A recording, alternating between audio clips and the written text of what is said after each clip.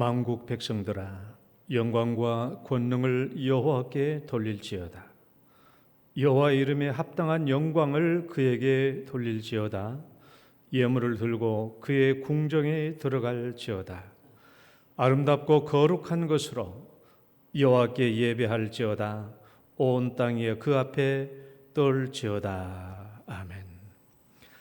사랑과 은혜가 많으신 하나님 아버지, 오늘도 우리에게 거룩한 주일을 허락해 주시고 오늘도 주 앞에 나와 예수님을 만나며 하나님을 만날 수 있도록 이 복된 시간 주신 것 감사합니다. 오늘도 저희들이 마음과 정성을 다하여 주님을 만나는 시간 되게 하여 주옵소서. 예수님 이름으로 기도드립니다. 아멘. 찬송가 2장입니다.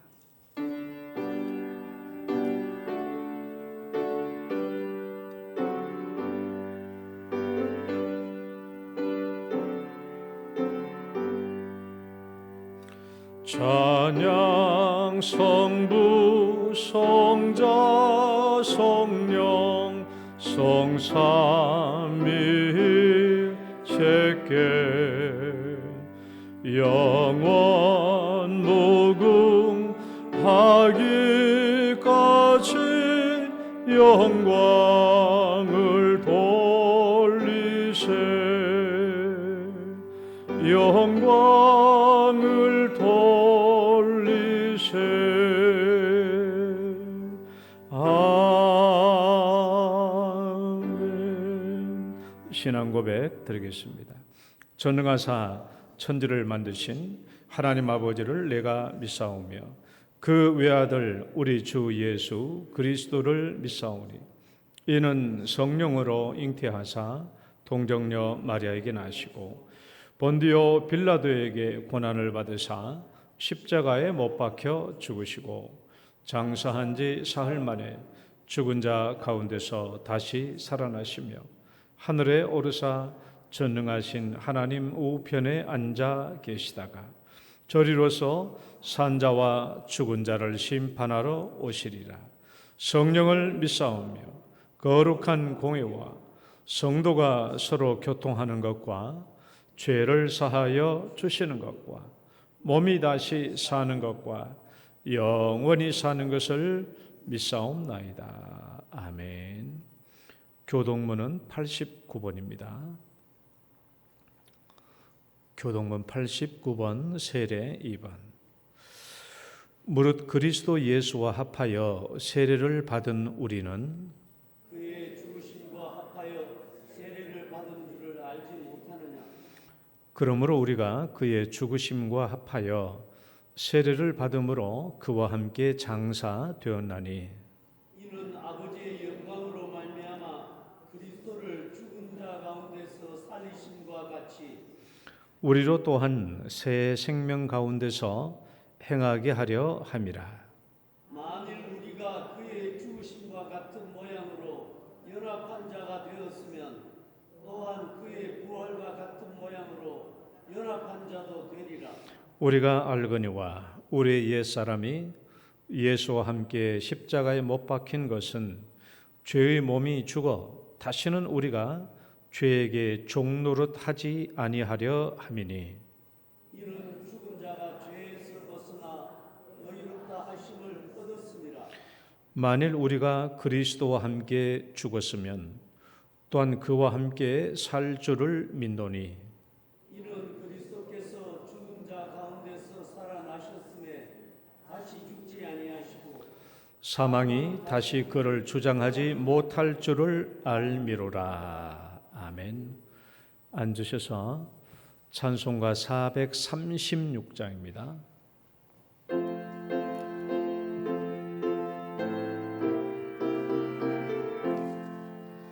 나 이제 주님의 새 생명 얻은 몸 옛것은 지나고 새 사람이로다.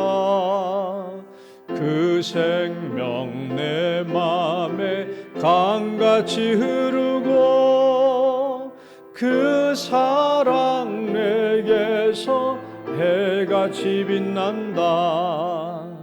영생을 누리며 주 안에 살리라. 오늘도 내일도 주 함께 살리라. 주 안에 감추인 새 생명 얻으니 이전에 좋던 것 이제는 값없다. 하늘의 은혜와 평화를 맛보니 찬송과 기도로 주 함께 살리라. 영생을 누리며 주 안에 살리라. 오늘도 내일도 주 함께 살리라. 산천도 조목도 새 것이 되었고 죄인도 원수도 친구로 변한다. 새 생명 얻은 자 영생을 누리니 주님을 모신 맘 새 하늘이로다. 영생을 누리며 주 안에 살리라. 오늘도 내일도 주 함께 살리라. 주 따라가는 길 험하고 멀어도 찬송을 부르며 뒤따라가리라. 나 주를 모시고 영원히 살리라. 날마다 섬기며 주 함께 살리라. 영생을 누리며 주 함께 살리라. 오늘도 내일도 주 함께 살리라. 손지는 장로님 기도 인도하시겠습니다.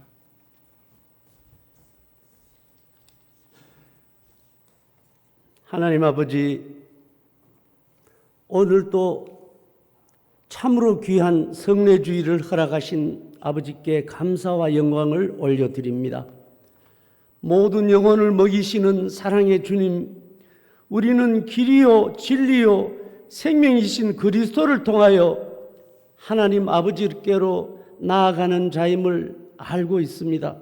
하나님 아버지, 오늘 그 세례에 관한 말씀을 전하시는 목사님과 함께하여 주옵소서. 성령이 충만하게 하시고 예배자들에게 능력의 말씀으로 모두 새롭게 주님의 군사로 주님의 정인들로 세워주시기를 간절히 바라옵고 원하옵나이다. 말씀을 증거하실 때에 그 말씀이 살아 움직이고 하시고 생명력 있게 하여 주시옵소서. 특별히 오늘 학습과 유아세례와 세례를 받는 영혼들에게 성령이 충만하게 하시며 그들의 신앙생활에 잊을 수 없는 체험을 하는 시간 되게 도와 주시옵소서. 주님께서 떡을 가지사 축복하시고 받아서 먹으라, 이것은 내 몸이라 하셨습니다. 또 잔을 가지고 감사 기도하시고 이것은 내 피 곧 언약의 피라고 말씀하셨습니다. 하나님 아버지, 오늘의 성찬의 떡을 받을 때 주님의 찢기신 몸을 기억하게 하시고 잔을 마실 때 주님께서 흘리신 보혈이 우리의 죄를 씻고 새 생명을 주셨음을 기억하게 하여 주시옵소서. 우리가 떡과 잔을 받을 때마다 주님의 생명과 능력이 우리의 영혼에 흘러 넘치게 하시고 아픈 자들에게는 치유의 역사도 일어나게 하시고 영혼들에게 감격의 역사가 나타나게 하여 주시옵소서. 그 사랑과 은혜에 감사하며 그리스도의 성품으로 거듭나게 하여 주시옵소서. 신앙이 더욱 순수하게 하시고 그리스도의 성품을 닮아 이웃을 이해하고 용서하며 언약 백성으로서 더 이상 자신을 위하여 살지 아니하고 그리스도를 위해 사는 자들이 되게 하여 주시옵소서. 예배를 위하여, 교회를 위하여 이름도 없이 빛도 없이 수고한 모든 분들에게 복으로 갚아주시고 찬양으로 영광을 돌리는 찬양대의 찬양이 성도들의 마음과 영혼을 적시는 곡조 있는 기도가 되게 하여 주시옵소서. 이 모든 말씀을 우리를 위하여 죽으시고 부활하신 예수 그리스도의 이름으로 기도드립니다. 아멘.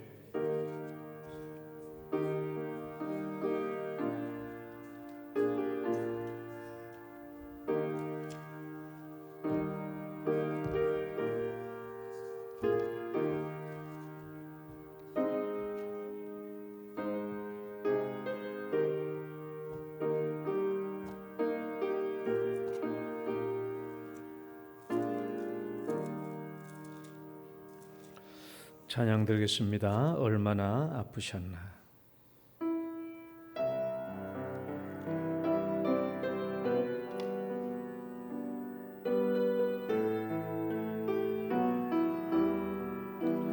얼마나 아프셨나.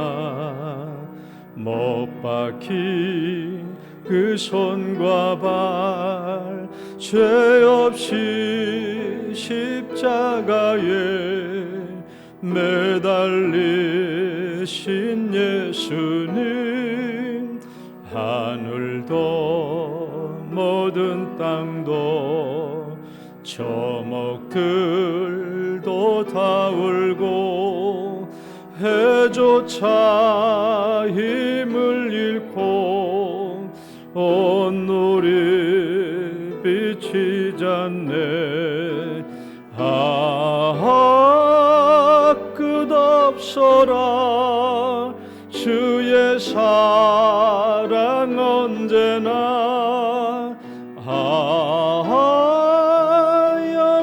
영원토록 구원의 강물 넘치네. 너의 죄 우리의 죄 우리의 모든 죄를 모두 다 사하시려 십자가 달리신 주, 얼굴과 손과 발에 흐르는 그 귀한 피, 골고다 언덕 위에 죄로 붉게 적셨네. 끝없어라 주의 사랑 언제나 영원토록 구원의 강물 흐르네. 아멘. 오늘 주신 말씀 보겠습니다. 마태복음 3장 13절에서 17절 말씀. 마태복음 3장 13절에서 17절까지 교독하겠습니다. 이때에 예수께서 갈릴리로부터 요단강에 이르러 요한에게 세례를 받으려 하시니,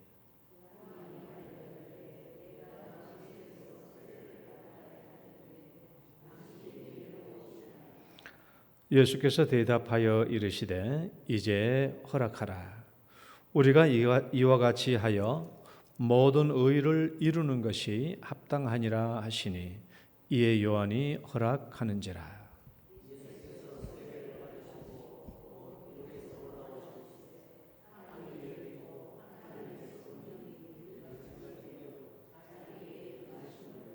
다 같이.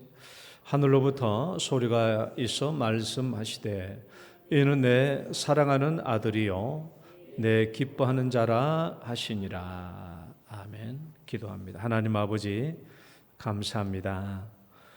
오늘 또 특별히 성례의 주일로 우리에게 허락해 주시고 또 세례식과 또 성찬식으로 인도해 주심을 감사합니다. 오늘은 예수님께서 세례를 받는 이 성경 말씀을 통하여 은혜를 얻고자 합니다. 오늘 우리가 다 세례를 받았는데 다시 한번 우리가 무슨 의미로 세례를 받았는지 생각해 보며 더욱더 예수를 닮아 살아가는 저들의 삶이 되게 하여 주옵소서. 예수님 이름으로 기도드립니다. 아멘. 할렐루야. 우리 옆 사람 축복합니다. 잘 오셨습니다. 주 이름으로 축복합니다. 오늘 성례주일에 올라오신 여러분 주 이름으로 다 축복합니다. 오늘은 세례에 대해서 좀 살펴보려고 해요. 우리는 대부분 다 세례를 받았잖아요. 정말 오늘날 우리가 세례를 받은 자답게 살고 있느냐 하는 것은 또 다른 문제예요. 오늘날 우리 시대에 지금 대한민국에 있는 기독교 인구가 850만 명? 그 정도 됩니다. 이 정도 많은 인구가 있는데 정말 오늘날 우리가 정말 예수 그리스도의 세례를 받는 자로서 살고 있는지 생각해보고 정말 세례 받는 자는 어떻게 살아야 되는가 하는 것을 다시 한번 우리가 살펴보고요. 정말 우리가 살고 있는 이 시대에 정말 빗나간 신앙생활이 빗나간 그리스도인의 삶이 너무 많다라는 거 우리가 잘 기억하시고 우리는 다 한결같이 바르게 예수 믿고 또 예수 따라 살아가는 우리 성도들 되시기를 바랍니다. 여러분 이 사진 한 장 볼까요? 사진 한 장 봐봐요. 저분이 누구일까요? 라고 물으려고 그랬는데 답이 나와버렸네. 저분이 누구인 줄 아세요? 노충경 씨입니다. 노충경. 대한민국 우리 카톨릭 말고 개신교 선교사 들어와가지고 한국 땅에서 맨 처음 세례를 받으신 분.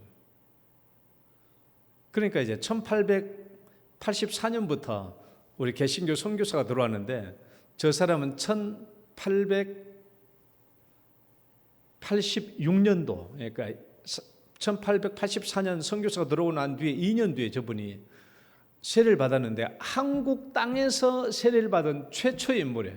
밑에 영어를 보면 뭐라고 써져 있냐 그러면 이렇게 써요. 노충경인데 Mr. No, the first baptized Christian 이렇게 나왔어요. 한국 땅에서 맨 처음 세례받은 사람이다 라고 이렇게 기록해 놨습니다. 방금 말씀드린 대로 한국의 선교사, 개신교 선교사가 들어온 때는 1884년이에요. 선교사가 들어왔지만은 선교의 자유가 있는 것은 아니었습니다. 선교의 자유는 그들은 훨씬 더 뒤죠. 1898년부터 선교가 허락되었다고 나와 있어요. 이때까지 선교사가 들어왔지만은 선교의 자유가 없었고 또 이 외국 종교를 믿을 수가 없었어요. 그때까지는 외국 종교, 유교 중심의 우리나라였기 때문에 외국의 종교를 받아들여서는 안 되고 받아들이면 어떻게 돼요? 죽게 돼요. 그러니까 지금 생각해봐요. 1884년에 개신교 선교사가 들어왔어요. 불과 그 100년 전에 어떤 일이 있었습니까? 카톨릭 5대 박해가 있었어요. 카톨릭. 찾아보니까 신해 박해, 신유 박해, 기해 박해, 병호 박해, 병인 박해. 약 80년 동안 기간 동안에 천주교 신자들이 엄청난 핍박과 고난을 받고 많은 사람들이 순교를 당했죠. 그러니까 불과 13년 전까지만 해도, 그러니까 지금 1884년도에 개신교 선교사에 들어왔는데 불과 13년 전까지만 해도 마지막 병인 박해가 있었던 때예요. 병인 박해, 병인 박해가 우리 가톨릭 5대 박효회 중에서도 가장 큰, 굉장히 큰 박효죠. 서울에 가보면, 혹시 여러분 서울에 가면 절두산이라고 알아요? 절두산 성지가 있잖아요. 우리 가톨릭 굉장히 중요한 성지입니다. 서울 강변북로 타다 올라가다 보면은 그 합정동 근방 있는데 그 산이 절두산인데, 절두산이 아니고 본래는 잠두봉이라고, 잠두. 그 산이 볼품 없잖아요. 그래서 여러분 누에 머리 봐봐요. 누에 머리 어떻게 생겼어요? 뭐 대충 좀 이상하게 생겼잖아요. 누에 머리 잠두봉이었는데 얼마나 많은 가톨릭 신도들이 거기서 목을 처형당했는지 절두산이라고 이름이 바뀐 거예요. 절두산. 목을 자른 산이다. 그러니까 5대 박희 기간 동안에 천주교 신자 8,000명이 목이 날아갔어요. 참 대단하죠. 생각을 해봐요. 국가에서 공식적으로 얘기했거든요. 하나님을 배반하든지 목숨을 버리든지 둘 중에 하나를 선택하라. 그러면 그때 이제 주로 프랑스 선교사들이 많이 왔거든요. 프랑스 선교사들에게도 너 본국으로 추방당하든지 여기서 죽든지 둘 중에 하나를 선택하라라고 했을 때 프랑스 가톨릭 신부들이 한 명도 본국으로 안 돌아갔습니다. 다 목 잘라 죽었어요. 한국에 있는 가톨릭 신자들도 다 목 베 죽었어요. 8,000명이나. 그게 우리 개신교 선교사가 들어온 1884년 13년 전까지 이런 박해가 있었어요. 그런데 여기는 너 이 사람 봐봐요. 노충경이라는 이 사람을 봐봐요. 이 사람이 기독교에 대한 서적을 읽기 시작해요. 궁금했거든요. 그래서 이게 뭔가 싶어가지고 그 당시에 선교사로 들어왔던 알렌 선교사의 한글 교사로 들어가요. 노충경 씨는 유학자입니다. 그러니까 한문에 통달한 유학자예요. 서울에 살았어요. 그러니까 이 사람이 이제 알렌 선교사의 한글 교사로 모르게 들어가요. 들어가서 보니까 이 알렌 선교사 집에 뭐가 있었냐? 한문본으로 기록된 마가복음하고 누가복음이 있는 거야. 그래서 알렌 선교사한테 말도 하지 않고 두 권을 가만히 이렇게 집어넣어가지고 와가지고 집에서 그걸 읽어요. 한문 성경을 읽습니다. 그래서 이 사람이 한문 성경을 보고 변화가 돼요. 야, 이제 내가 신자가 돼야 되겠다라는 마음의 결단을 내려. 그리고 좀 더 계속해서 기독교에 관한 여러 가지 교리 서적들을 읽기 시작합니다. 그리고 마침내 내가 이제 세례를 받아야 되겠다라고 결단을 내려요, 혼자서. 그리고 난 뒤에 이제 이 선교사, 이제 언더우드 그다음 선교사 있잖아요. 언더우드 선교사, 그다음에 아펜젤러, 알렌 선교사, 이런 분들이 자기들끼리만 모여서 드리는 예배가 있었죠. 한국 사람들은 말고 자기들끼리만 드리는 예배에 서서 있는데 그들의 예배를 참석하면서 자기의 의도를 밝혀요. 나 세례를 받고 싶습니다 라고 말하니까 이게 굉장히 위험한 일이거든요. 왜냐하면 벌써 13년 전까지만 해도 목이 달아나는 그런 상황이었는데 이 사람이 예수 믿겠다고 하니까 선교사님도 조심스럽잖아요. 그래서 이 사람이 예수 믿고 세례 받았다는 것을 세상 사람들에게 알려지게 되면은 세상 사람들도 기독교 신자를 미워하니까 죽이려고 하는 것이고 위험에 처하게 되니까 이게 세례 주는 문제가 굉장히 민감했어요. 이게 줄 것인가 말 것인가 선교사님끼리 의논을 합니다. 그러다가 결론을 내려요. 저 사람이 세례를 받겠다고 하니 세례를 줍시다. 그리고 저 사람의 운명을 하나님께 맡깁시다 하고 세례를 주기로 회의를 딱 마쳤어요. 그리고 이제 드디어 이제 언더우드 목사님이 이 노충경 이 사람 이제 세례 문답을 해요. 오늘 또 우리가 2부 예배 때 세례를 주면서 세례 문답을 하잖아요. 세례 문답을 해요. 그리고 이제 노충경 씨가 네라고 다 대답을 했죠. 그리고 이제 언더우드 목사님이 마지막 이 한마디를 해요. 자, 지금 이 나라에서는 이 기독교가 허락되어 있지 않습니다. 만약 당신이 기독교인이 된다면 당신이 목숨을 부지할 수 없고 순교를 당할 수도 있습니다. 그러나 당신이 어쨌든지 간에 이제 세례를 받는 이상은 당신은 이제 죽을지언정 이 믿음을 배반해서는 안 됩니다 라고 이렇게 주의를 줬어요. 그랬더니 노충경 이 사람이 알겠습니다. 저는 목숨을 버릴 각오로 예수님을 따르겠습니다 라고 하면서 그때 세례를 받게 되는 거예요. 그래서 이 사람이 우리나라에서 맨 처음 한국 땅에서 베풀어지는 맨 처음 개신교 세례 신자가 된 거예요. 1884년 2년 뒤에 1886년에 이 사람이 세례를 받아요. 그 불과 이 사람 세례 받는 지 15년 전까지 하나님 믿음이 목이 달아나는 그런 시절이었는데, 그래서 우리는 뭘 알아야 되냐 그러면 예수 믿는 세례, 이게 그냥 형식이 아니에요. 한국 땅에서 맨 처음 베풀어진 이 세례는 목숨을 건 세례죠. 목숨을 내걸고 세례를 받았다라는 것이죠. 이제 우리는 다 세례를 받았죠. 또 오늘 세례 받으실 분들도 있고, 이제 세례 받는 의미가 무엇인가, 세례 받는 사람은 어떤 삶을 살아야 될 것인가에 대해서 오늘 함께 말씀을 나누려고 합니다. 자, 이번 세례는요, 사적인 신앙 고백에서 공적인 신앙 고백으로 그랬어요.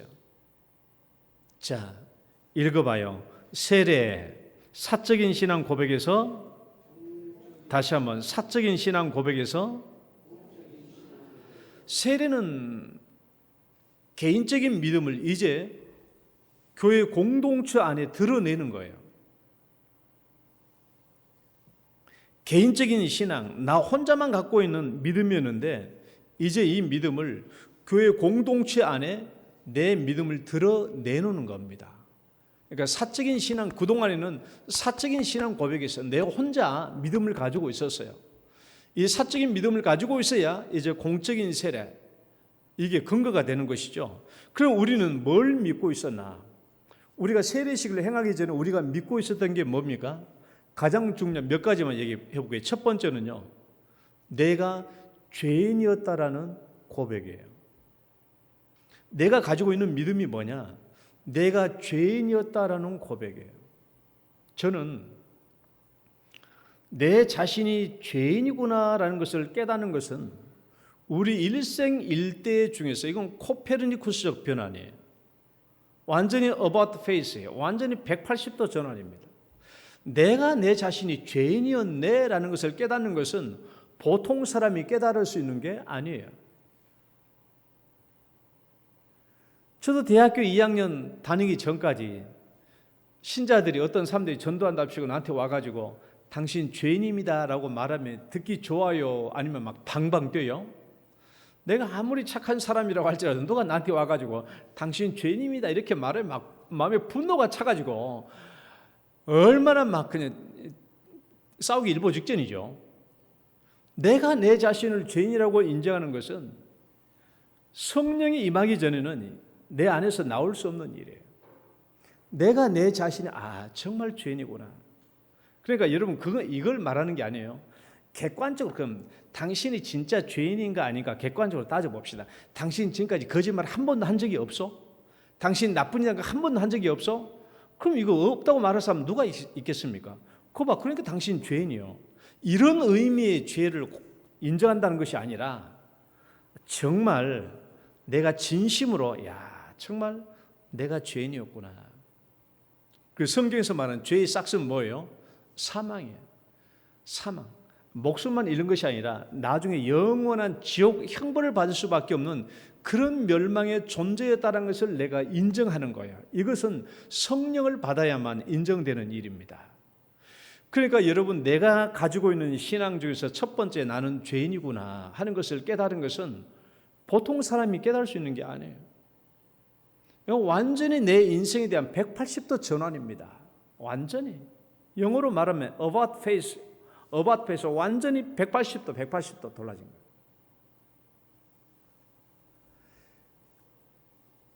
내가 예수 믿고 난 뒤에 지금은 여러분은 어때요? 나는 죄인입니다 라고 하나님 앞에 늘 고백하는 것이 늘 마음에 평안이 오잖아요. 나는 그래 죄인이었지. 그런데 이 죄인인데 어떻게 살게 되었나? 예수님의 십자가 지심으로 내 죄가 용서된 거예요. 이걸 믿는 거야. 그렇잖아요. 내 죄가 이제 어떻게 용서되냐고요. 우리가 어떻게 하나님의 자녀가 되냐고요. 내 죄가 용서받아야 되죠. 그런데 이 죄가 어떻게 용서받아요? 이게 내 안에 있는 죄잖아요. 내 안에 죄. 이 죄를 가지고 있으면 하나님의 자녀가 될 수도 없고 천국과 영생을 얻을 수도 없어요. 모든 인간은 이 죄를 가지고 있기 때문에 멸망을 향하여 갈 수밖에 없는데, 하나님께서는 죄 없으신 예수님을 이 땅에 보내주셔서 내 죄를 예수님이 짊어지시고 내가 죽어야 할 대신에 예수님이 십자가에서 내 죄를 대신 지시고 죽으신 거예요. 예수님께서 나 문평률의 죄를 지시고 십자가에 못 박혀 죽으셨다. 하나님은 그렇게 하기 위해서 예수님을 보내주셨고, 하나님의 약속이 뭐예요? 누구든지 간에 네 죄를 지고 예수님께서 십자가에서 네 대신 죽으셨다는 것을 믿는 자는 구원을 받는다, 죄 용서를 받는다라는 거예요. 그래서 우리는 그 하나님의 약속의 말씀을 믿고 우리가 예수님을 믿은 것이죠. 예수님이 내 죄를 짊어지시고 십자가에 죽으셨다는 것을 믿게 된 거예요. 이게 회개입니다. 내가 죄인인 것을 깨닫고, 그동안에 하나님을 인정하지도 않았는데 이제는 하나님을 인정하고 하나님의 독생자 아들 예수님을 통해서 내 죄가 깨끗하게 용서된 것을 믿고 이제 하나님의 자녀가 된 것이죠. 그래서 우리가 세례를 받을 수 있는 마음을 가지게 된 거예요. 그래서 우리는 이 개인적인 신앙을 가지고 공적인 신앙 고백, 성도들이 함께 있는 이곳에서 세례를 받아요. 성경은 우리에게 나 혼자 속으로만 믿으면 되지 뭐, 예수님 속으로만 믿으면 되지 뭐, 이렇게 살라고 말하지 않죠. 성경은 우리가 뭐라고 그래요? 세례를 받으라고 그래요. 세례를. 그러니까 예수님이 승천하시기 직전에 우리에게 지상 대명령으로 뭘 주셨어요?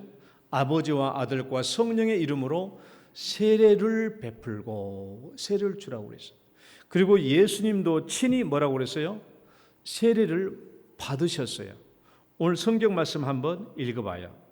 내가 당신에게 세례를 받아야. 읽어봅니다. 시작.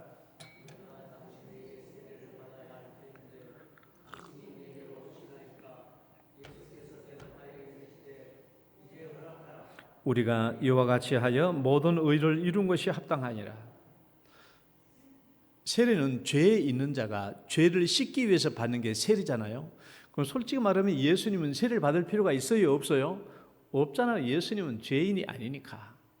죄 없이 태어나기 위해서 성령으로 잉태돼서 일단 출생했기 때문에 예수님은 죄의 문제에 따르면 세례를 받을 필요가 없어요. 그러나 예수님 뭐라고 그래요? 모든 의를 이루는 것이 합당하니라.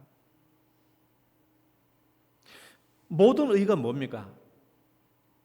예수님은 입만 벌리면 뭐라고 그랬어요? 하나님 아버지께서 나를 이 땅에 보내셨다. 아버지께서 나를 이 땅에 보내셨다라고 얘기하셨어요. 그러면 하나님이 먼저 이 땅에 주신 율법을 그대로 순종하는 것이 당연하죠. 예수님은 죄인으로서의 세례를 받는 것이 아니라 하나님께서 이 땅에 주신 모든 율법들을 순종해야 되고, 뿐만 아니라 앞으로 예수 믿을 사람들이 다 세례를 받아야 돼. 그 세례의 모범을 보여주기 위해서 예수님이 세례를 받으신 겁니다. 그래서 오늘 또 우리가 2부 예배 때 6명의 사람들이 세례를 받는데, 이제 성도들 앞에서 세례를 받아요. 이 앞에 와서 세례를 받죠. 왜 회중들 앞에서, 왜 성도들 앞에서 세례를 받아야 합니까? 왜 성도들 앞에서 세례를 받아야 돼요? 그냥 목사님이랑 둘이 저 어디 뭐 구석진 방에 가지고 세례를 받아도 될 텐데 왜 모든 성도들 앞에서 세례를 받아야 돼요? 모든 성도들 앞에서 신앙을 고백해야 앞에는 여러분이 성도님들이 저 사람도 우리와 똑같은 믿음을 가졌구나, 저 사람도 우리와 똑같은 신앙을 가졌구나, 이제 우리는 한 형제 자매구나, 우리는 이제 한 교회구나라는 것을 이제 인정하고 받아들일 수 있게 되는 것이죠. 그러니까 회중들 앞에서 신앙을 고백하는 거예요. 이게 왜 중요하냐? 여러분, 예수님이 세례를 받으셨어요. 세례를 받았어. 세례를 받음으로 이제 우리가 하나님께서 어떻게 반응하셨는가 하는 것을 한번 봅시다. 하나님이, 예수님이 세례를 받았을 때 어떤 반응을 내셨는지 한번 말씀 읽어봐요. 예수께서 세례를 받으시고, 시작. 예수께서 세례를 받으시고 곧 물에서 올라오실새 하늘이 열리고 하나님의 성령이 비둘기같이 내려 자기 위에 임하심을 보시더니 하늘로부터 소리가 있어 말씀하시되 이는 내 사랑하는 아들이요 내 기뻐하는 자라 하시니라. 자, 오늘 이 말씀 중에서 중요한 세 가지가 나와요. 첫 번째는요, 하나님과 새로운 관계입니다. 하나님과 새로운 관계. 여러분, 예수님께서 세례를 받으신 것은 오늘날 우리가 세례를 받는 것과 똑같은 거예요. 오늘날 우리 세례받은 원형이 바로 예수님이 세례받은 거예요. 그래서 예수님이 세례받은 것은 우리 오늘날 모범입니다. 자, 예수님이 세례받으셨을 때 첫 번째 하신 말씀, 이는 내 사랑하는 아들이요 내 기뻐하는 자라. 하나님과의 새로운 관계예요. 내 아들이고 내 기뻐하는 자입니다. 세례를 받으면 오늘 우리들도 세례를 받으면 누구든지 하나님의 아들이 되고 하나님의 기뻐하는 자가 되는 줄 믿으시기 바랍니다. 하나님의 아들이 되고, 이건 새로운 관계예요. 예수님은 세례를 받을 때부터 이제 뭐가 시작돼요? 공생의 사역이 시작돼요. 오늘날 우리 그리스도인들은 세례를 받음으로 말미암아 이제부터 뭐가 되는 거예요? 그리스도인의 공생의 삶을 시작해요. 예수님은 메시아의 공생의 사역을 시작한 것이고, 우리는 오늘 세례를 받으면 그리스도인으로서의 공생을 살아가요. 그리스도인. 비로소 그리스도인의 출발점이 시작되는 겁니다. 세례를 받아서. 이제는 내가 사적인 신앙 고백에서 공적인 신앙 고백을 했기 때문에 이제는 세례를 받으면은 나는 이 세상에서 그리스도인으로서의 공적인 삶을 시작하는 거예요. 공적인 삶이에요. 이제 나에게는 책임이 있어. 세례를 받은 자로서 책임이 있는 거예요. 이제 내 삶은 하나님의 명예와 직결돼요. 내가 혼자 모르게 믿으면 상관이 없는데, 내가 세례를 받고 그리스도인으로서의 공적인 삶을 시작하면 이제 내 모든 행위는 하나님과 명예와 직결돼. 내가 만약에 잘못 살면 하나님께 불명예가 돌아갑니다. 하나님을 영화롭게 하지 못해요. 하나님을 치욕스럽게 하고 하나님께 모욕을 돌리게 되죠.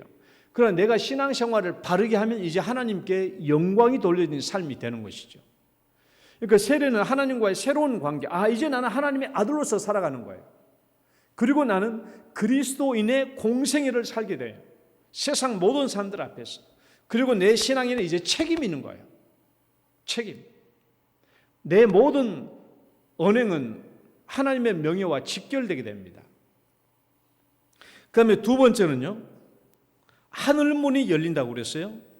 두 번째는 하늘문이 열려. 하늘이 열린다, 하늘이. 이건 굉장히 상징적인 의미죠.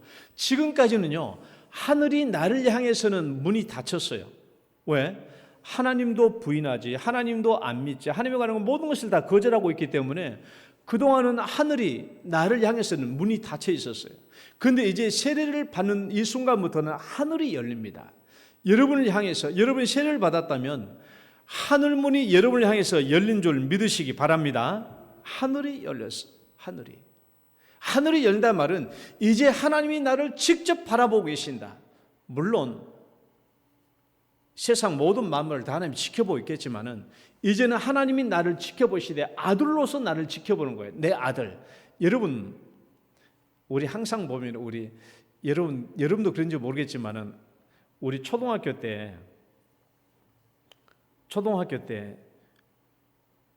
체육대회 하잖아요. 봄 체육대회, 가을 체육대회 하면, 그때는 초등학교 체육대회 하면 뭐예요? 운동회 하면은 온 동네, 그 초등학교는 모든 동네 잔치였잖아요. 그러면 우리 초등학교에는 이렇게 밑에 운동장이 동그랗게 있고 위에 스탠드가 한 10개 정도 쫙 있거든요. 그럼 마을 사람들은 다 이렇게 이제 우리 마을은 이쪽에 다 이렇게 다 있어. 그러면 이 자기 아들들이 100m 달리하고 뭐 하고 하잖아요. 근데 부모는 이 많은 애들이 달리고 있어도 누구를 찾아요? 신통방통하게 자기 자식은 다 찾아요. 나는 아직도 생각나게, 내가 초등학교 안 들어갔을 때 우리 마을 있는데, 우리 마을은 이쪽에 앉았는데 내 뒤에 김경영이라고 이분의 이제 막내 아들인데 아주 축구를 잘했어요. 축구를 잘했는데 자기 아들이 이제 축구팀으로 운동장에서 뛰고 있는 거야. 뛰고 있는데 자기 아들이 볼 잡잖아요. 볼 잡았고 이제 상대방 골대 앞에서 빡 내리차려고 하는 그 순간에 이 엄마가 내 엉덩이를 빡 발로 차는 거야. 왜 그러겠어요? 아들이 이제 와서 골을 딱 넣어야 되는 그 순간에 엄마도 힘이 들어서 발을 빡 차는데 나를 찬 거야. 한 번이면 내가 참을 수 있겠네. 몇 번이고 그러니까 우리 엄마가 화를 내더라고. 아니 동생 왜 자꾸 우리 아들 발로 차는가? 그러니까 아이고 내가 우리 아들 생각하다가 발로 찼다고. 그 먼 데서도 부모님 자식들 다 봐요. 하나님은요 하늘 위에서 이 땅의 모든 사람들 보실 때 하나님의 이름으로 세례를 받는 이 모든 사람을 다 지켜보고 계신 줄 믿으시기 바랍니다. 문이 열렸어. 그러니까 여러분 이제 오늘날 우리가 기도하면 우리 하나님이 다 응답해요, 안 응답해요? 응답해 주시는 거예요. 그래서 우리가 이제 하늘 문이 열렸기 때문에 여러분의 삶에 문제가 있으면 늘 하나님께 기도하시기 바랍니다. 기도하면 응답 주신다. 따라해 봅시다. 기도하면, 다시 한번 기도하면 응답 주시는 거예요. 하늘 문이 열렸어요. 그러니까 하늘 문이 열렸는데 기도 안 하면 내가 손해죠. 기도하셔야 돼요. 그 다음에 세 번째는요, 성령님이 오신대요. 예수님께 성령님이 오셨잖아요. 성령님이 오셨어요. 오늘 우리도 예수 믿으면 세례받으면 우리는 물론 세례받기 전부터 성령님이 오셨지만은 성령님을 우리에게 주신 이유가 있어요. 자, 성령을 우리에게 주셨다는 성경 구절 한번 두 개 읽어봅시다. 너희는 시작. 너희는 너희가 하나님의 성전인 것과 하나님의 성령이 너희 안에 계시는 것을 알지 못하느냐. 또 너희 몸은 너희가 하나님께로부터 받은 바 성령의 전인 줄을 알지 못하냐. 성령은 이제 내 안에 계시는 거예요. 그러니까 나는 이제 성령이 내 안에 계시고 나는 성령의 성전이 된 거예요. 여러분 왜 하나님이 성령을 우리에게 주십니까? 예수 믿으면 왜 성령님을 우리 안에 주시나요? 몇 가지 이유가 있지만 가장 중요한 이유는 이거예요. 핵심적인 이유는 너 이제 끝까지 예수 배반하지 말고 끝까지 예수를 닮는 신앙인의 삶을 살아가라고 하는 거예요. 그래서 성령을 우리 안에 주신 거예요. 그러니까 성령님이 우리에게 주신 것은 핵심적인 과제는 뭐냐 그러면 너 예수를 닮는 삶을 살라는 것이죠.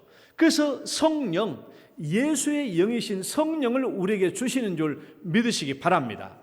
성령이 우리 안에 있기 때문에 우리는 이제 예수 닮는 삶을 살라고 하시는 거예요. 성령을 받지 않으면 우리가 세례를요, 어떤 사람은 이렇게 생각해요. 세례 그냥 뭐 형식이잖아, 의식이잖아, 그냥 받으면 되지 뭐. 그렇게 생각하는 사람은 성령이 없어요. 진짜 예수 믿고 정말 성령으로 거듭난 사람은 성령이 우리 안에 들어와 계십니다. 그러니까 예수 닮는 모습을 살 수는 있지만은 예수 닮는 모습과 같지 않는 모습대로는 살 수가 없는 거예요. 그래서 성령을 우리에게 주신 핵심적인 이유는 세례받은 자로서 예수님처럼 살도록 하기 위해서 그런 것이다. 그 다음에 이제 세례 한번 우리의 적용을 봅시다. 3번 세례는 무엇이냐 읽어봐요. 이제는 시작. 이제는 다시 한번 이제는 여러분 이제 세례를 받았다고 이제 잘 들으셔야 돼요.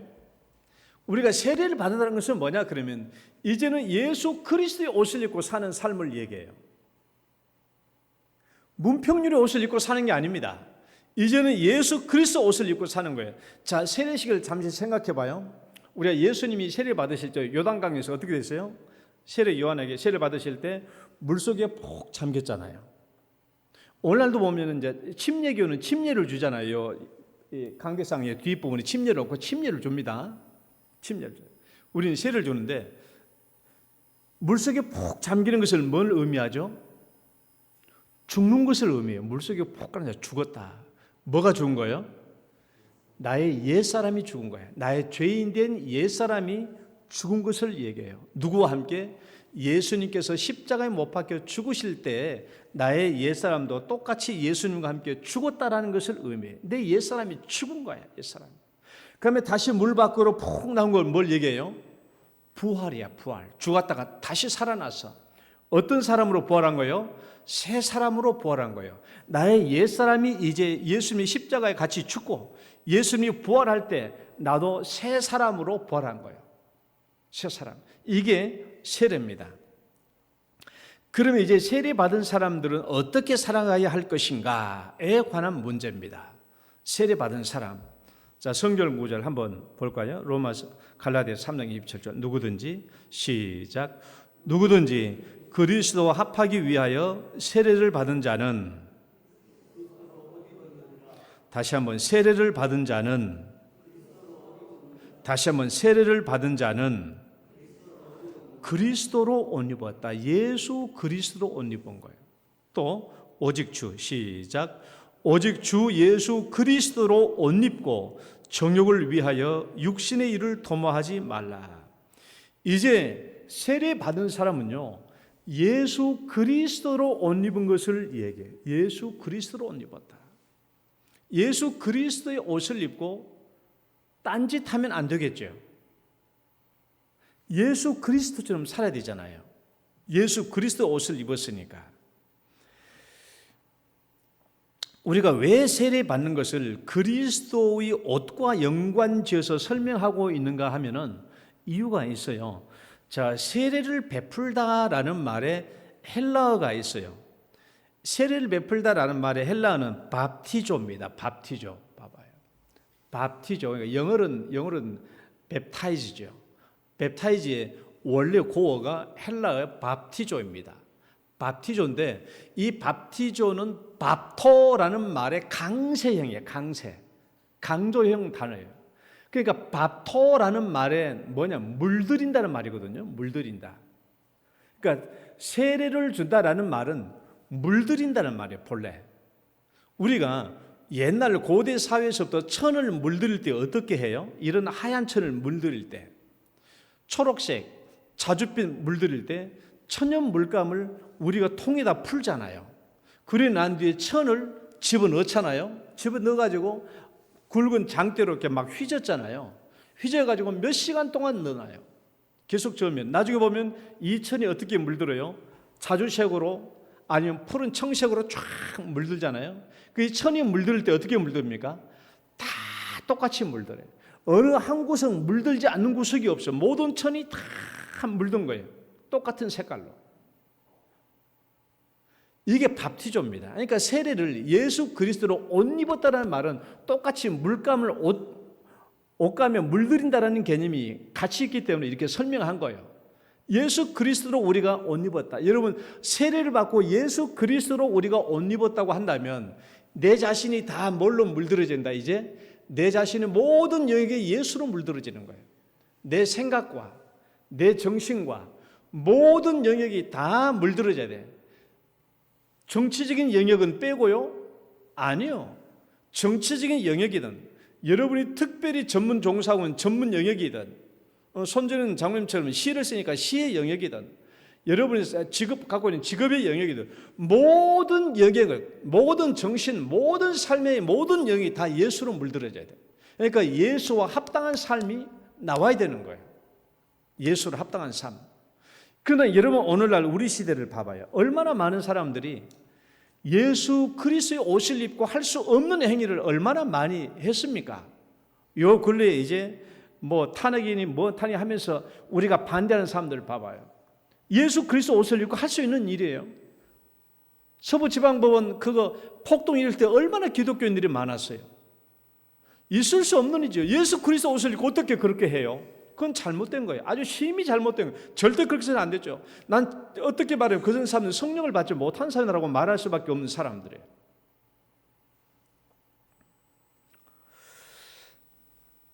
요 결론입니다. 요 밥상 하나 보실래요? 밥상.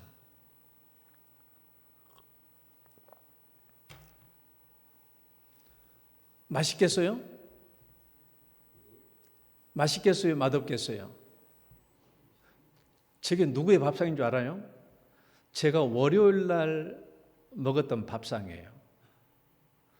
도시락 경대 정문에서 한솥 도시락에서 4,900원짜리 도련님 돈가스, 그 다음에 옆에는 상추, 된장, 저 뒤에는 김치 어디서 낯익죠? 저 목사님 저거 교회 김치 훔쳐온 거 아니야? 교회 김치 훔쳐왔지만 훔친 거 아니에요. 저거 교회 김치 내가 갖다 먹는 겁니다. 자, 김치를 먹었어. 저 밥상의 제목이 뭔 줄 알아요? 저 밥상의 제목 무슨 밥상? 이제 이거 사진 치워도 돼요?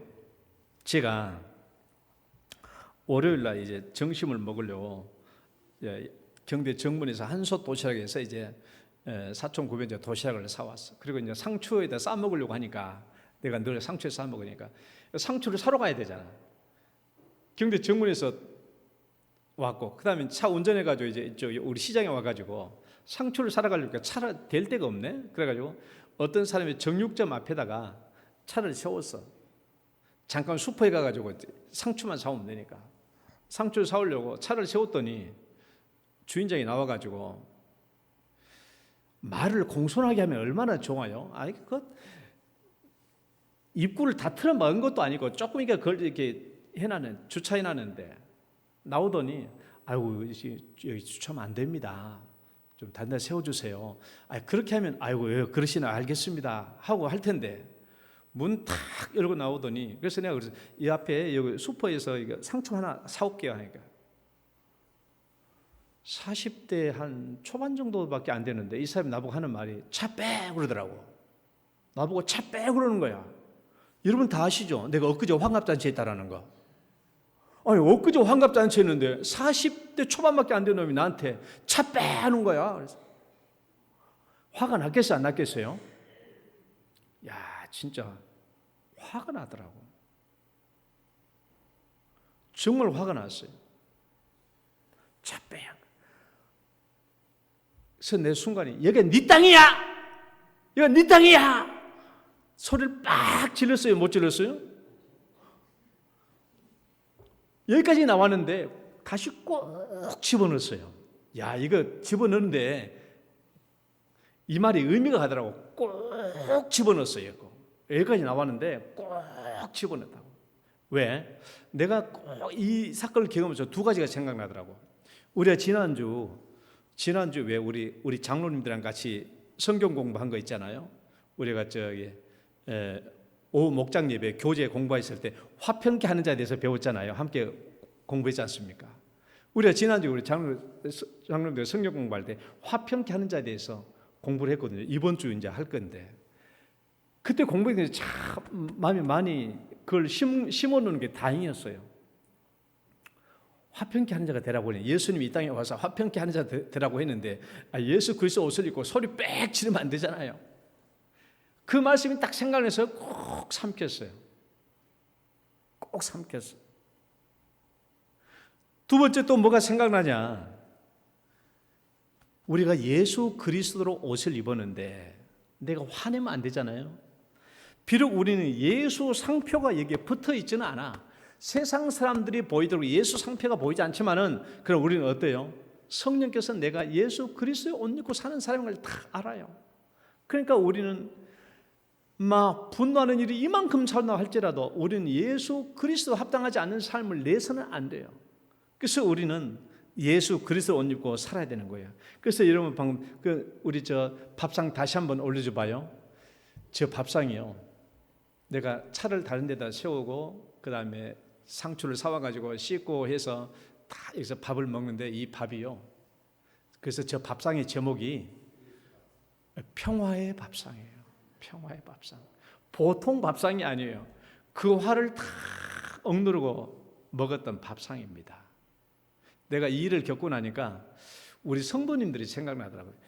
나는 밖에서 이렇게 사람들하고 부딪힐 일이 별로 없잖아요. 그냥 우리 성도님들은 맨날 부딪히는 게 세상 사람들하고 부딪히는데, 야, 이런 감정 상한 일들이 한두 번이 아닐 텐데, 그렇잖아요. 매일처럼 겪으면서 경험하면서, 야, 우리 성도님들이 참 이게 쉽지 않은 일이다. 예수 그리스도로 옷 입고 살아가는 것이. 그러나 여러분, 우리는 이제 이 말씀 같이 한번 읽고 마칩시다. 나는 이제, 읽어봐요. 시작. 나는 이제 세례를 받은 사람으로 이제 나는 예수 그리스도의 옷을 입고 사는 사람이다. 여러분 뒤에만 읽어요. 자, 나는 이제 나는 꼭 그렇게 사시기를 축원합니다.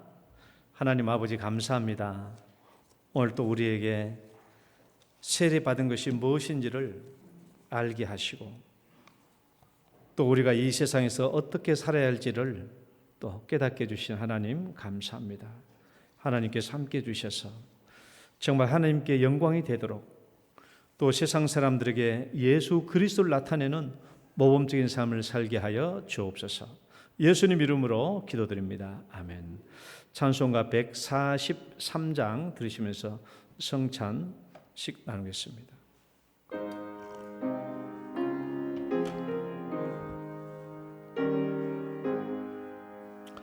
왜 말인가 날 위하여 주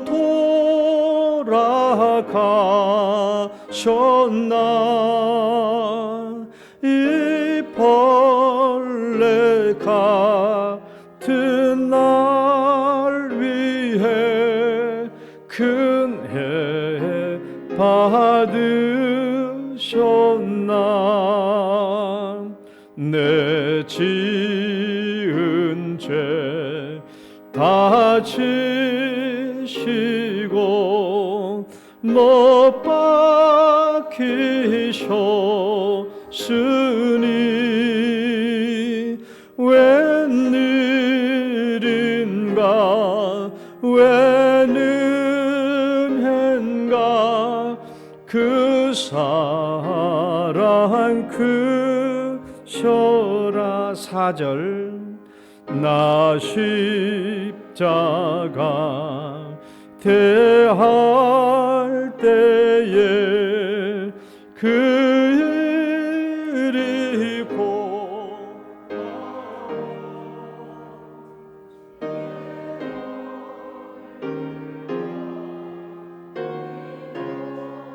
들고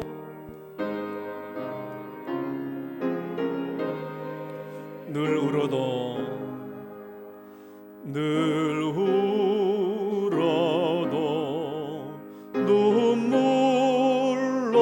눈물로서 못 갚을 줄 알아. 몸 밖에 드릴 것 없어 이 몸 바칩니다. 아멘. 이 성찬 예식은 예수님께서 제정하신 것입니다.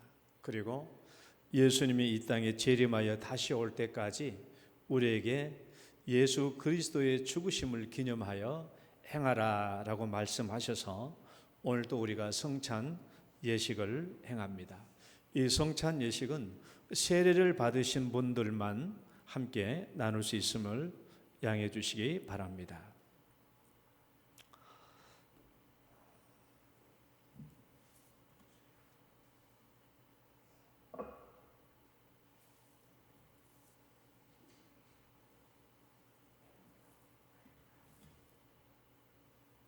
기도하겠습니다. 그들이 먹을 때에 예수께서 떡을 가지사 축복하시고 떼어 제자들에게 주시며 이르시되 받아서 먹으라. 이것은 내 몸이니라. 하나님 아버지, 하나님께서 우리의 모든 죄값을 담당케 하시려고 예수 그리스도를 이 땅에 보내주시고 우리의 죄값을 지시기 위하여 예수님의 육체로 모진 고난과 고통을 받게 하셨습니다.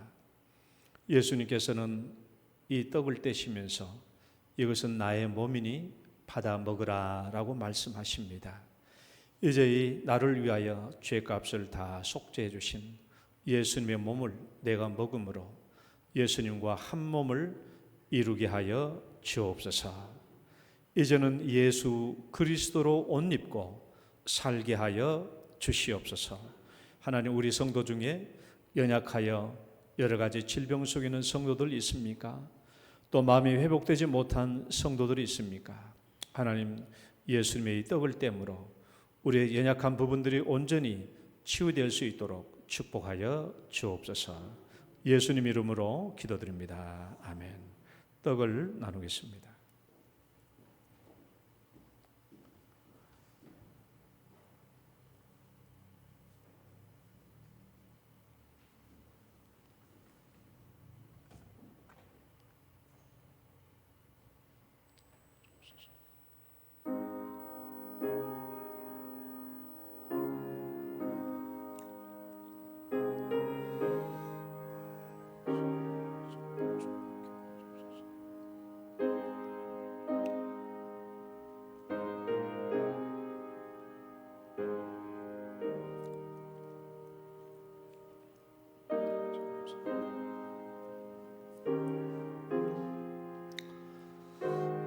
내가 너희에게 전한 것은 주께 받은 것이니 곧 주 예수께서 잡히시던 밤에 떡을 가지사 축사하시고 떼어 이르시되 이것은 너희를 위하여 주는 내 몸이니 이것을 행하여 나를 기념하라 하시고 식후에 또한 그와 같이 잔을 가지시고 이르시되 이 잔은 내 피로 세운 새 언약이니 이것을 행하여 마실 때마다 나를 기념하라 하셨으니 너희가 이 떡을 먹으며 이 잔을 마실 때마다 주의 죽으심을 그가 오실 때까지 전하는 것이니라. 그러므로 누구든지 주의 떡이나 잔을 합당하지 않게 먹고 마시는 자는 주의 몸과 피에 대하여 죄를 짓는 것이니라. 사람이 자기를 살피고 그 후에야 이 떡을 먹고 이 잔을 마실지니 주의 몸을 분별하지 못하고 먹고 마시는 자는 자기의 죄를 먹고 마시는 것이니라.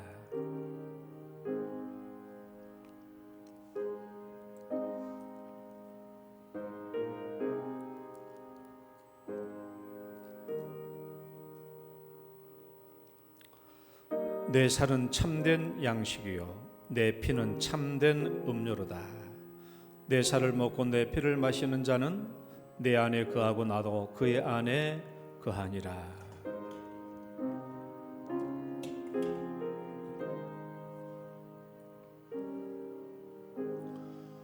혹시 떡을 받지 못하신 분이 있나요?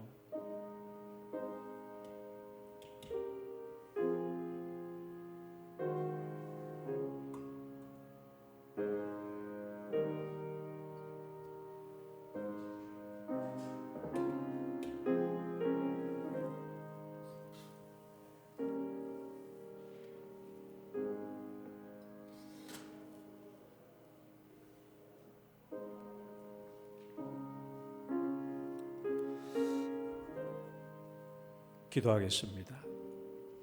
또 잔을 가지사 감사 기도하시고 그들에게 주시며 이르시되 너희가 다 이것을 마시라. 이것은 죄의 사함을 얻게 하려고 많은 사람을 위하여 흘리는 바 나의 피 곧 언약의 피니라. 아멘.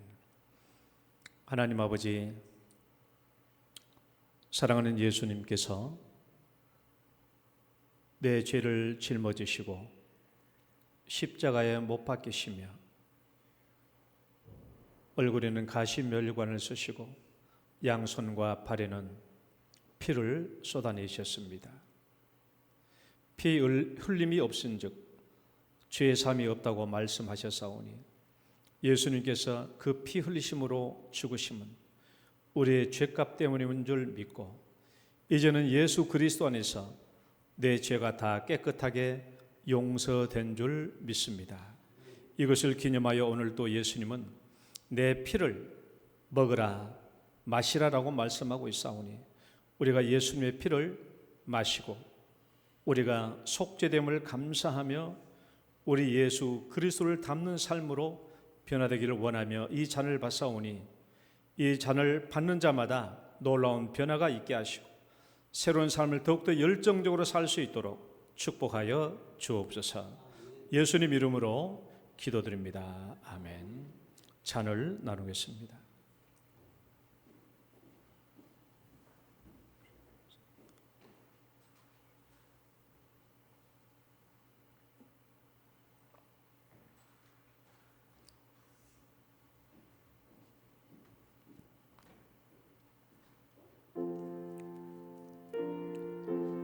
진실로 진실로 너에게 이르노니 믿는 자는 영생을 가졌나니 내가 곧 생명의 떡이니라.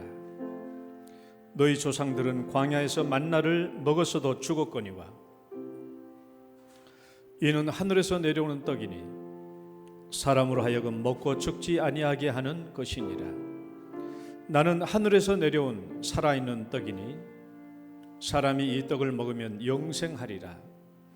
내가 줄 떡은 곧 세상의 생명을 위한 내 살이니라.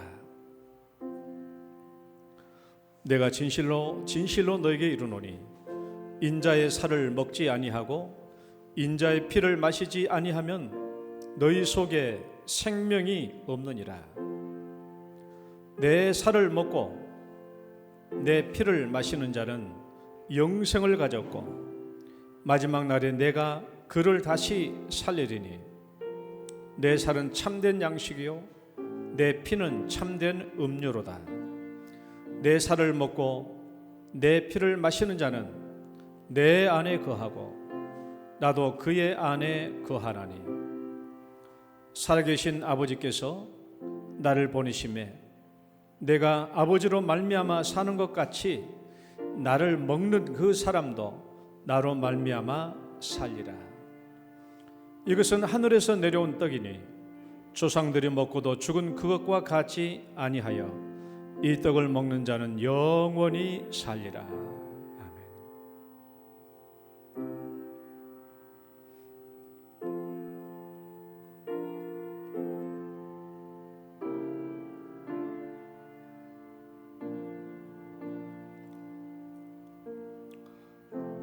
그가 찔림은 우리의 허물 때문이요 그가 상함은 우리의 죄악 때문이라. 그가 징계를 받음으로 우리는 평화를 누리고 그가 채찍에 맞음으로 우리는 나음을 받았도다. 우리는 다 양 같아서 그릇 행하여 각기 제 길로 갔거늘 여호와께서는 우리 모두의 죄악을 그에게 담당시키셨도다.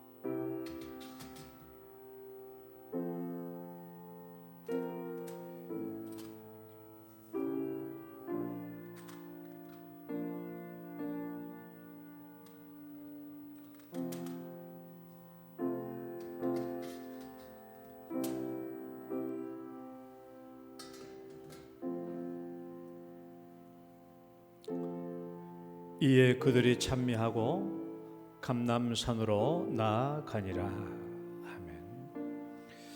우리 찬송가 149장 찬양 드리겠습니다.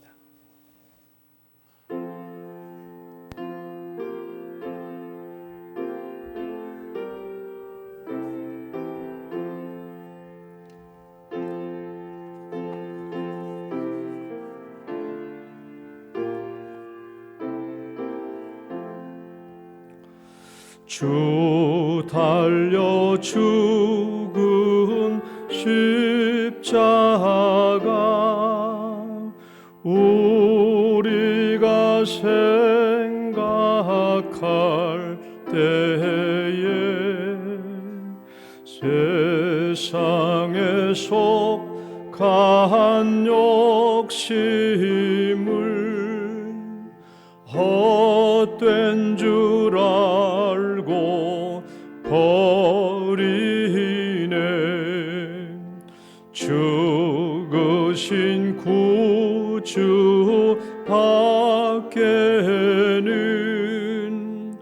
자랑을 말게 하소서. 보혈의 공로 힘입어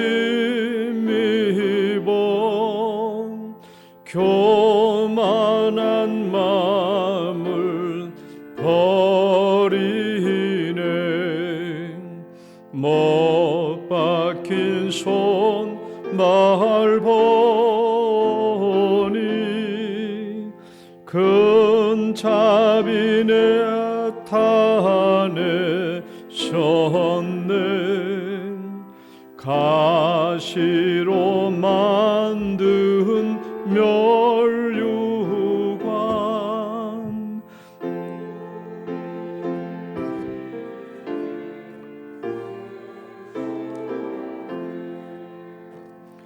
온 세상 만물 가져도 주님 못 따갑겠네. 놀라운 사랑 받은 나 몸으로 제물 삼겠네. 아멘. 하나님 아버지 감사합니다. 오늘 또 주 앞에 나올 때 주님께서 우리에게 복을 베풀어 주시는 대로 저희들도 거룩하게 구별하여 11조의 예물로, 또 감사의 예물로, 성교 구제 예물로, 특별히 산불 피해를 입은 사람들을 위하여 조금이나마 그들을 돕기 위하여 또 특별한 헌금으로 주 앞에 올립니다. 이 모든 것들이 주의 합당한 영광을 나타내도록 잘 쓰여지게 하여 주옵소서. 예수님 이름으로 기도드립니다. 아멘.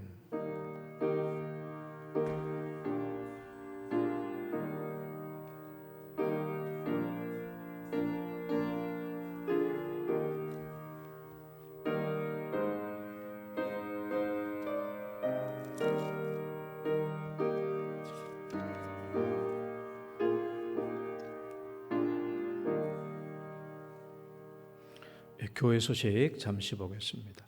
다음 주일은 부활주일 감사 예배로 드리겠습니다.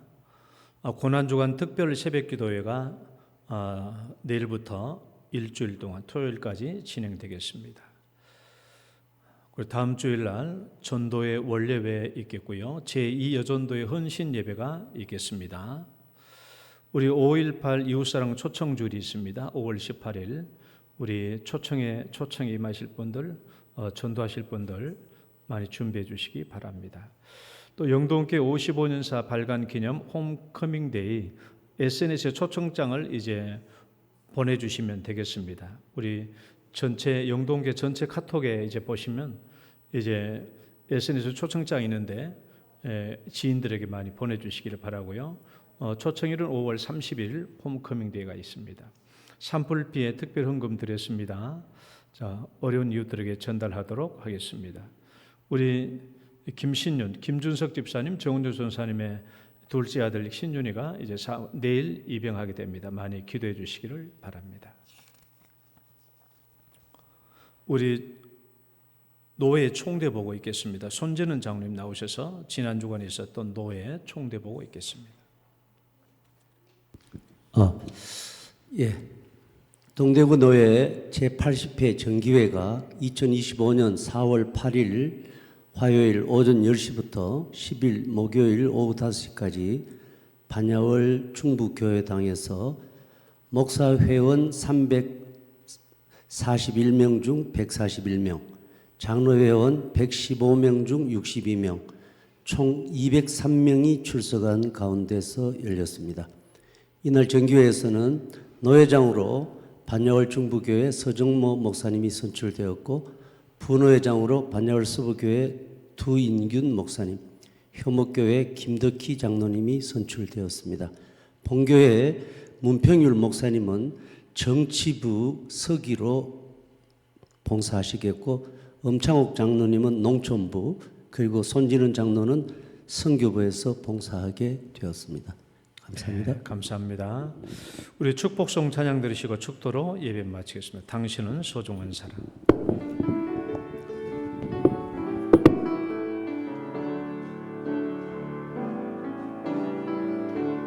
당신은 소중한 사람,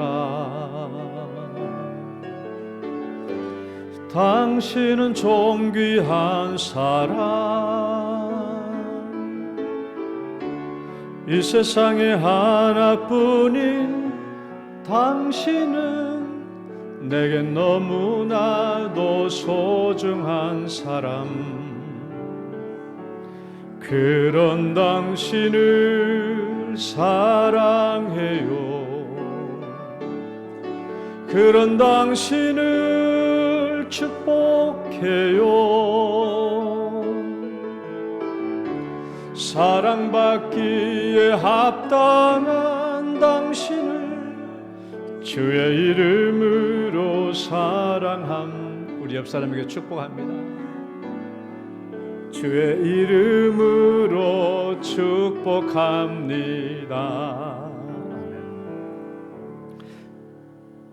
이제는 우리 주 예수 그리스도의 은혜와 하나님 아버지의 극진하신 사랑과 성령님의 교통하심이 이제 내가 세례를 받은 자로서 어떤 환경과 어떤 상황 속에서도 유혹에 흔들리지 않고 죄에 흔들리지 않고 예수 그리스도로 옷 입고 예수님처럼 살겠다고 다짐하며 결단한 사람 모든 성도들 위해 이제로부터 영원토록 함께 있을지어다.